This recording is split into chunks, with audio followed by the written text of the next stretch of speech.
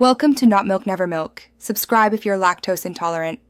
You start by auditing where your internet name appears and why you need to change it.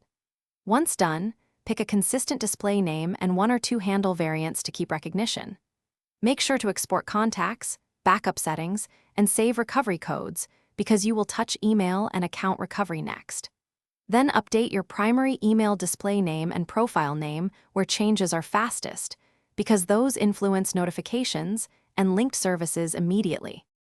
Now you systematically change names across platforms, starting with accounts that control identity: email, major social sites, and your blog or domain. If the exact handle is taken, use a consistent variant and update linked OAuth apps so logins keep working. Make sure to change DNS records and set email forwarding if you move domains, because mail and verification tokens depend on that. Also update profile metadata and author fields. Finish by verifying every change. Log out and back in, open public profile pages, and check search engine snippets once indexed. Make sure billing and legal names on payment accounts match if necessary to avoid holds. Notify frequent contacts and update signatures, redirects, or email aliases to catch lost messages.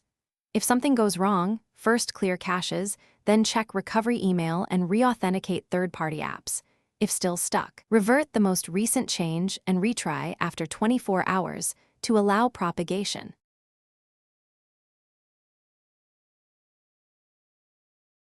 Thanks for watching. If this was helpful, leave a like and consider subscribing. See you next time.